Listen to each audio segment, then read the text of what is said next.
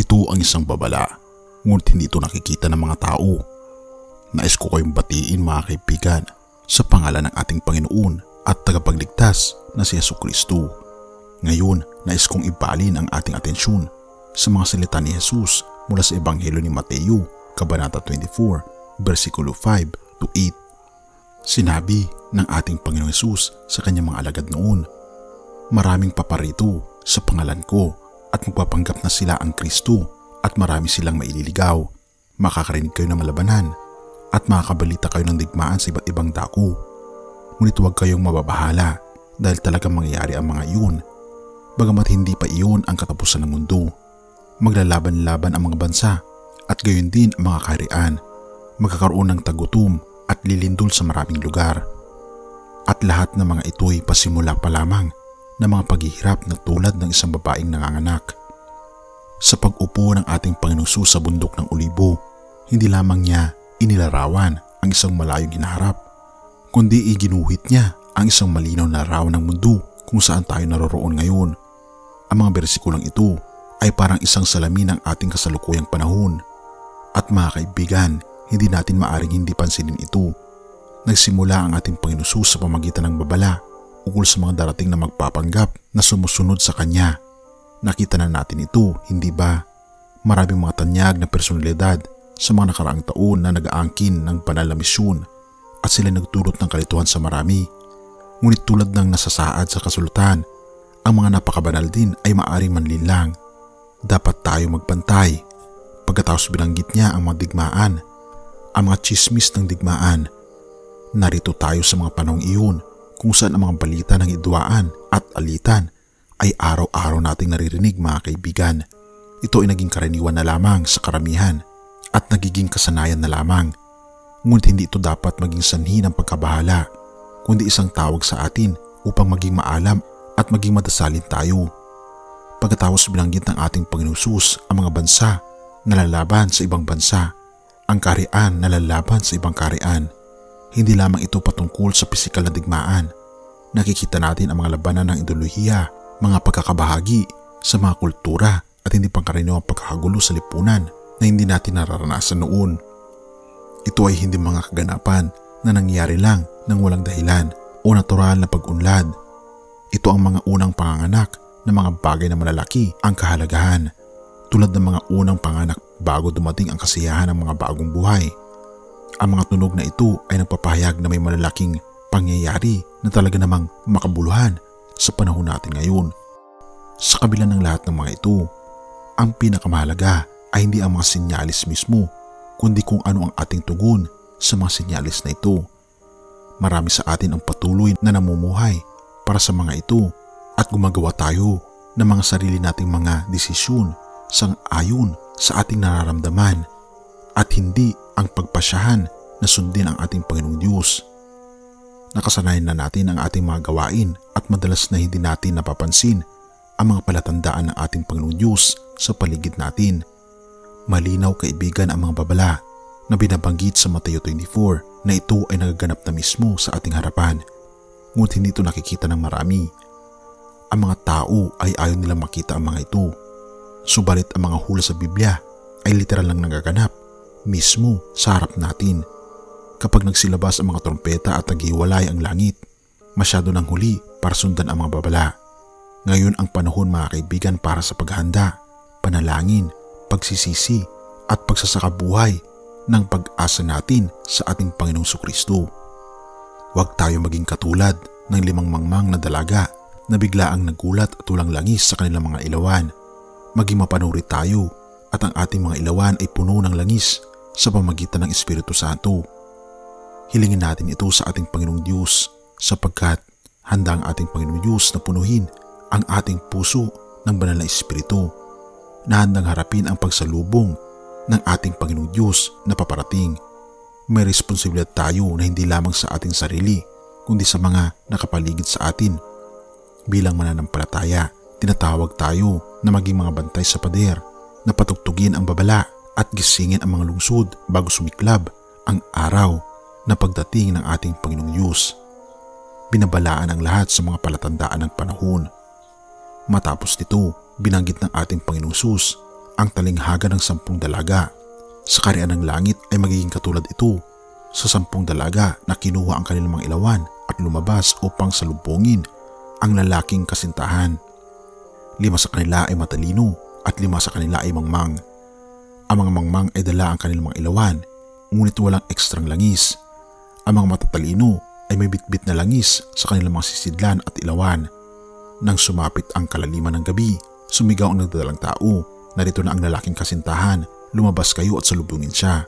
Gumising silang lahat at inayos ang kanilang ilawan. Subalit ang mga mangmang ay nagsabi sa matatalino, bigyan niyo kami ng inyong langis sapagkat naubusan na kami. Sumagot ang mga matatalino, wag, baka hindi magkasya para sa atin at sa inyo. Sa halip ay magtungo kayo sa mga tindahan, sa mga nagtitinda at bumili kayo para sa inyong sarili. Samantalang sila'y nagtungo upang bumili, dumating ang lalaking kasintahan. Ang mga handa ay pumasok na kasama siya sa kasalan at isinara ang pinto. Pagkatapos ay dumating ang iba pang 2 mangmang at sinabi, Panginoon, Panginoon, buksan mo ang pinto para sa amin. Ngunit sumagot siya, katotohanang sinasabi ko sa inyo, hindi ko kayo kilala. Magsipagbantay nga kayo sapagkat hindi ninyo alam ang araw o oras na pagdating ng Anak ng Tao. Kapag iniisip ko ang talinghagang ito ng 10 dalaga, hindi ko mapigilang maramdaman ang isang malalim na pag-uudyok ng banal na espiritu. May 5 dalaga na tila handang-handa, dala ang kanilang mga ilawan at nagmumukhang handa. Subalit mga minamahal, hindi ang ilawan ang magpapailaw sa kanilang daan, kundi ang langis. Hindi ba't ito ay katulad ng marami sa atin ngayon? Pumupunta tayo sa simbahan na may kakaibang kasuotan, kumakanta ng mga awit, nag-aamin at nagbibigay ng banal na kamay sa ating kapwa. Ngunit kung ang panlabas na pagpapahayag na ito ay hindi nagsasalaysay ng totoong pag-aari sa loob, wala itong halaga, kaibigan. Pwedeng magmukhang handa, magsalita ng tama at magpakasunod-sunod, ngunit kung ito ay hindi kinakailangan sa loob, ito ay walang kabuluhan. Ngayon, hayaan ninyong akong pumasok sa mas malalim na aspeto ng talinghagang ito. Ang 5 mangmang na dalaga ay mukhang handa, nagsasalita ng tama at maaring magmukhang sumusunod. Ngunit may pagkakaiba sa pagitan na nagkukunwari lamang na handa. Ang pagkakaiba ay ang langis na kumakatawan sa Espiritu Santo. Maaari kang magkaroon ng anyo ng kabanalan, maaari kang magkaroon ng mga salita ng tagumpay. Ngunit kung ang Espiritu Santo ay wala sa iyong buhay, para ka lamang sasakyan na walang gasolina, saranggola na walang hangin, ilawan na walang langis. Ang Espiritu Santo ay hindi lamang isang kasamahan sa ating pananampalataya.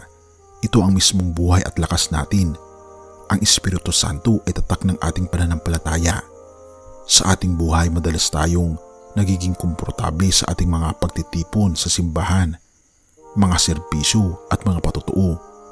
Ang talinghagang ito ng 10 dalaga ay isang paalala na ang panlabas na pahayag ng ating pananampalataya ay hindi tanging mga indikasyon ng paghahanda natin sa espiritual. Ito ay malupit na paalala na hindi tayo dapat maging kampante sa mga indikasyon ng panlabas na pahayag, kundi sa ating puso mismo na totoong handa na para sa pagdating ng ating Panginoong Diyos. Nang maganap ang hindi inaasahan na pagdating ng lalaking kasintahan, ito ay naging isang makapangyarihang pagsusuri ng totoong kalagayan ng bawat isa. Ang krisis na ito, kaibigan, ang hindi inaasahan sa pagdating ng lalaking kasintahan. Ito'y naglilingkod bilang isang Diyos. Ito isang palatandaan kung tayo ba ay naglilingkod sa ating Panginoong Diyos ng taos-puso. Sinusuri tayo kung tayo ba ay totoong nabago, na naghihiwalay sa mga handa at hindi handa. Ito ay isang malupit na babala para sa mga nasa loob ng paderang simbahan. Nagbababala na hindi tayo dapat magtungo sa isang kalagayan ng espiritual na kampanteng kapanatagan. Ang talinghagang ito ay naguudyok sa atin na mag-ingat. Tignan ang kabila ng mga panlabas na anyo at siguraduhin puno ng langis ng tunay na pananampalataya at ng Espiritu Santo ang ating mga ilawan na kumakatawan sa ating mga buhay. Hindi tayo magiging handa sa pagdating ng ating Panginoong Diyos kung wala tayong Espiritu Santo. Ito ang tanging nagbibigay buhay at naglalantad ng ating tunay na kalagayan sa mga panahong ito. Ang buhay na ito ay puno ng kawalan, ng katiyakan at kaharian. Ngunit ang ating pagiging handa o hindi handa ay nagdedetermine ng ating kaligayahan sa pagdating ng ating Panginoong Jesucristo. Ang tanong na kailangan nating itanong sa ating sarili ay simple, subalit malalim. Ang tanong ay, handa na ba ako? Tayo manalangin. Ama naming banal, makapangyarihan naming Diyos, kami po'y lubos na nagpapasalamat sa inyo sa pagkakataong ito. Salamat Panginoon sa pagpapaalala sa amin na malapit na po kayong dumating. Ngunit hinihiling po namin Panginoon na tulungan kami na punuan ang aming mga puso ng iyong pong banal na Espiritu. Sobra po naming makasalanan Panginoon na ito po ang nagiging hadlang upang kami po ay mahiya sa inyo na humiling ng banal na Espiritu. Ngunit Panginoon, salamat sa inyong grasya at sa malaking pag-ibig niyo sa amin na kaya niyong patawarin ang anumang klase ng kasalanan. Panginoon, pakalinisin po kami upang sa ganun ay wala pong hadlang na tumahan ang banal na Espiritu sa aming pagkatao. Tulungan kami maging handa mula ngayon at tulungan kami Panginoon na ihanda rin ang aming mga mahal sa buhay, pati na rin ang aming kapwa na sasalubong sa inyong pangalawang pagparito. Purihin ka o aming Panginoong Diyos at patawarin po kami sa lahat ng aming pagkukulang at pagkakasala, pagkat ito aming samutiling sa matamis na pangalan ng aming Panginoong Hesus. Amen.